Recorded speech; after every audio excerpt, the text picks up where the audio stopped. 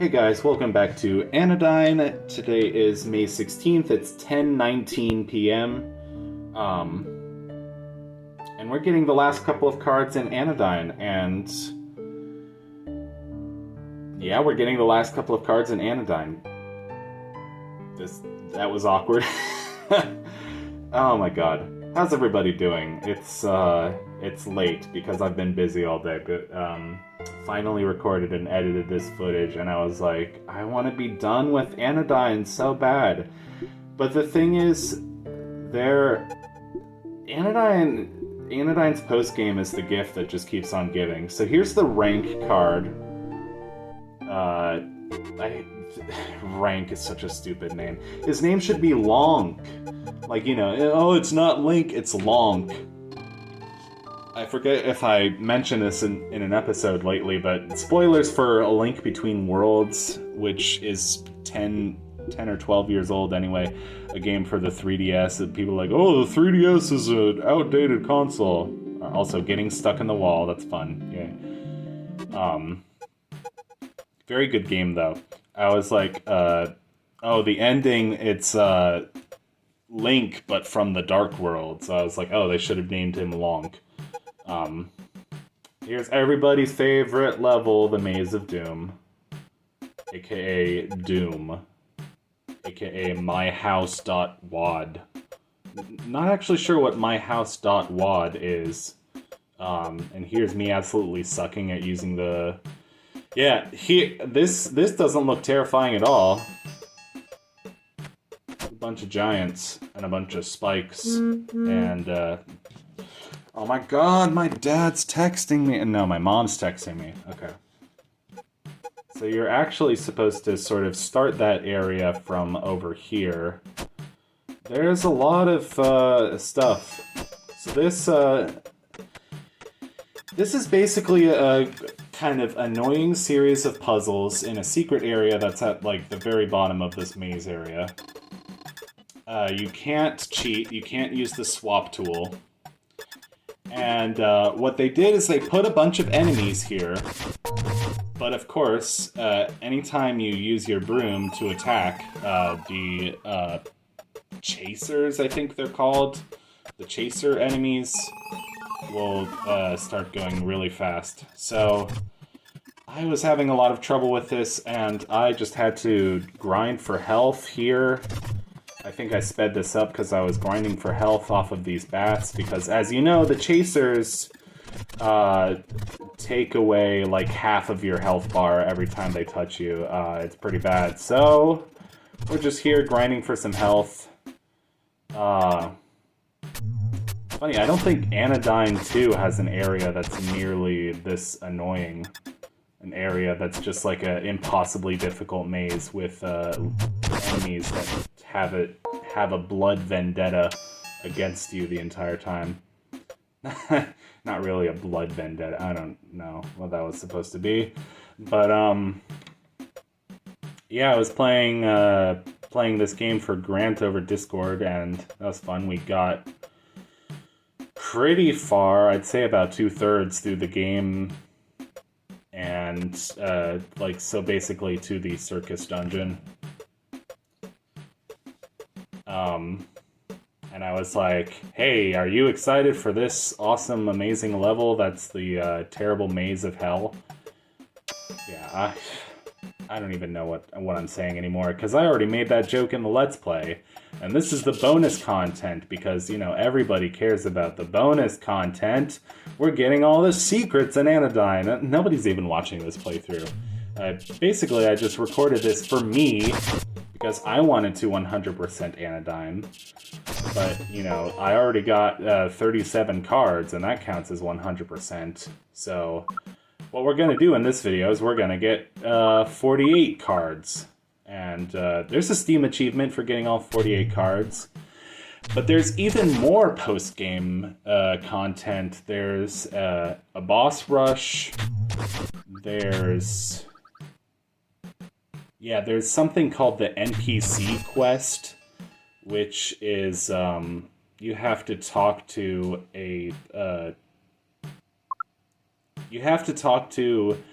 specific NPCs throughout the game in a specific order. So I'm still deciding whether I want to do that. It sounds kind of boring, but like not that hard. And I am curious to see it if it like opens up a new area. So the challenge is going to be to jump across, and we totally just flew across that room and got a card, which is a little flamey torch guy. How nice. Alright, back in Twin Peaks land. Clearly that's what this level's called, it's Twin Peaks. Not really. Being chased by ghosts. Devils, demons, poltergeists, spirits, ghouls. I don't know. Got my Steam notifications on, that's you can see that in the bottom of the screen. This was an annoying section because it's like, hey, you have to kill these enemies, and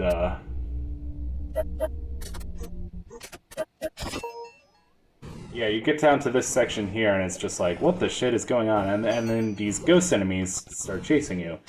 And these ghost enemies, like the chasers, they take off like half your health bar if they hit you, so constantly just dancing around, trying to avoid the fires, and in order to get the card down there, you have to kill all 3 of those flower enemies.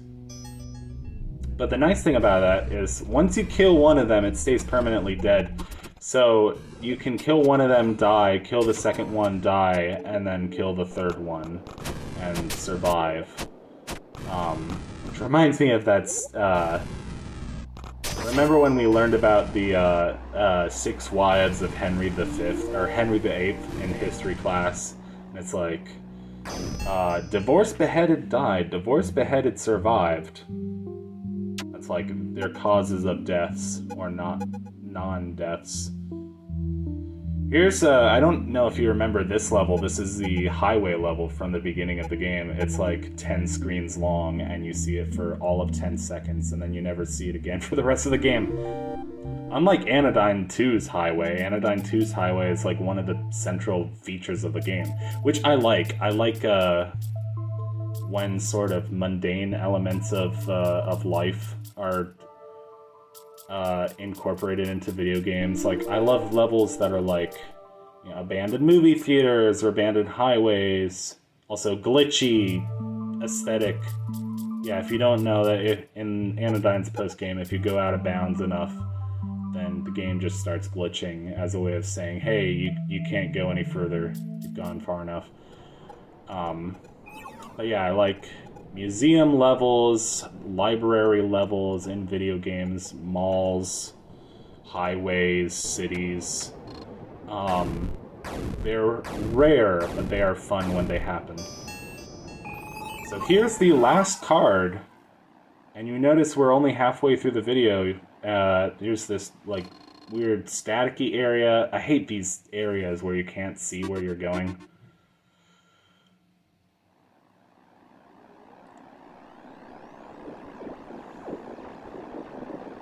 It's like, oh my god, it's so dark and spooky. Finally, we make it to this warp, and it's another version of the Nexus. Wait, what? Yep, it's another... Oh shit, wait, that was like a temple entrance. I want to know what's in that temple.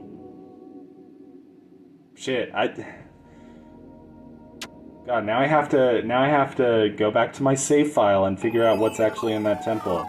This is an extra area that's basically a boss rush. I don't like boss rushes. I'm not good at them. But the gate up there has like 49 cards in order to unlock. I think that might just be a troll. I think there are only 48 cards in the game. So, Melos and Marina, or Sean and John, as they were known when they made this game, but the game got remastered and updated to their current names, which are Melos and Marina. But I like how their old names rhymed, and their current names start with the same letter, and they kind of have a musical rhythm to them as well, like Melos and Marina. It's just fun to say, Melos and Marina. This is the debug world. It's, they just, Melos and Marina like to put this in all of their games, like a extra secret bonus zone that's, like, glitchy and stuff, and it's like, hey, this is what the game looked like when it was unfinished. Whoop-de-doo. I don't know, I should be more excited about it, I just kind of don't see the point.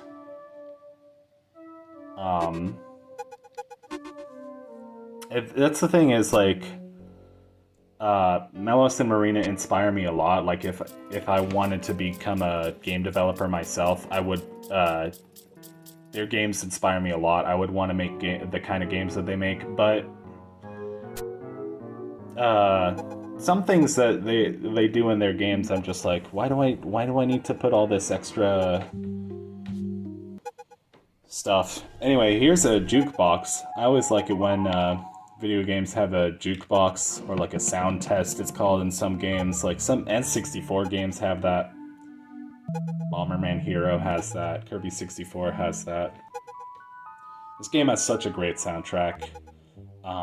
In fact, I was just thinking about the credits music, because the credits music is so pretty. The credits music reminds me of this demo that I had on WiiWare called Monstica Corral, Monsters vs. Robots, and I wish I bought the full game because, as you know, WiiWare is discontinued. But as far as I know, that game was never released on another platform, which makes no sense to me. It would be a great PC game. It's really funny that the song called Happy is for the part of the game where everything's burning down.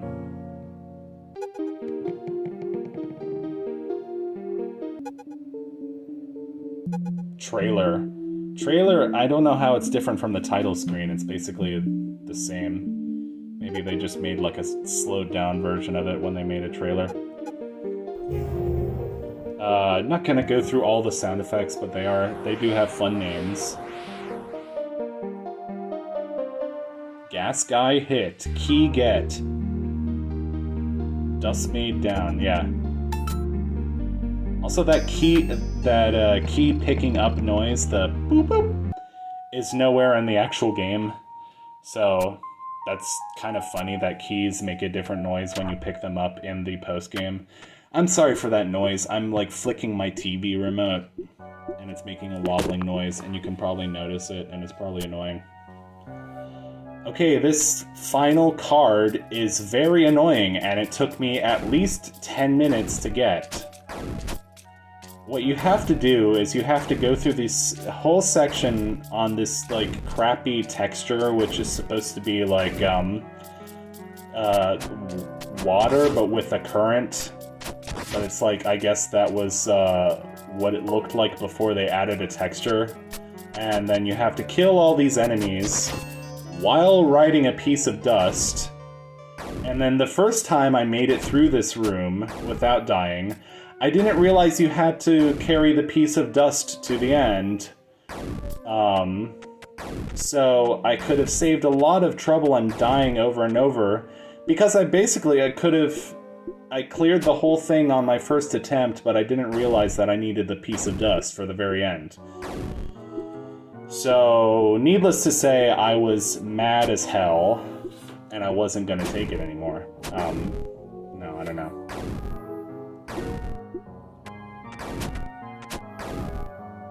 So, forget what I did. I think I just died here on purpose, out of frustration. Yeah, pretty much. Excuse me, it's almost my bedtime. I've had a long day. I have been playing some Super Mario 64 hacks, though. That's been pretty fun. I beat 2 short ones.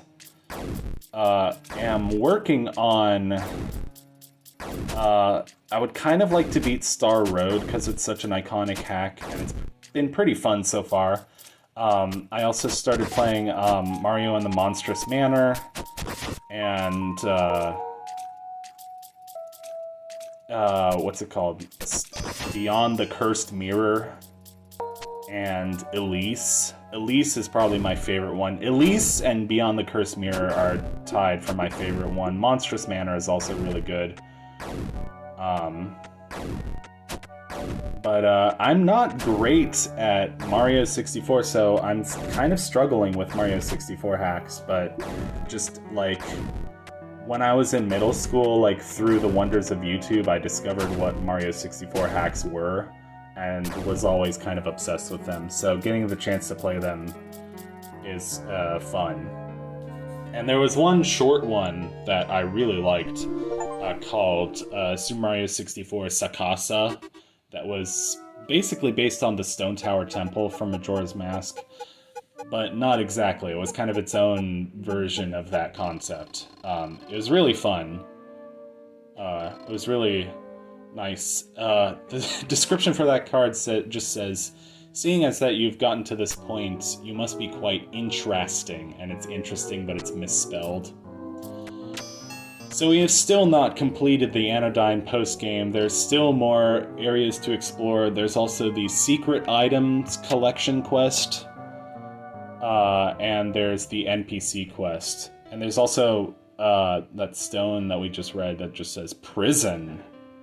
And I was like, seriously? That's my reward for getting all 48 cards, is just an achievement and then a text box that says Prison with 3 exclamation marks? Like, what the heck? What does that even mean? I guess this is prison because it's like a maze that you can't get out of. Such a stupid maze. It's so dumb. This maze is dumb. I'm tired of it. Stop wandering around the maze. I'm talking to myself, but I don't care. Stop it. Stop wandering around. Oh right, there's an item here. So you just need to jump across things very carefully, and you can get this item. And the item is very exciting. The item is... Let's try that one more time. Jump, jump diagonally, jump diagonally, jump diagonally again, and the item is white. It's just that, it's white. It's like the solid color white. So dumb. Okay, that's the end of the episode. Bye.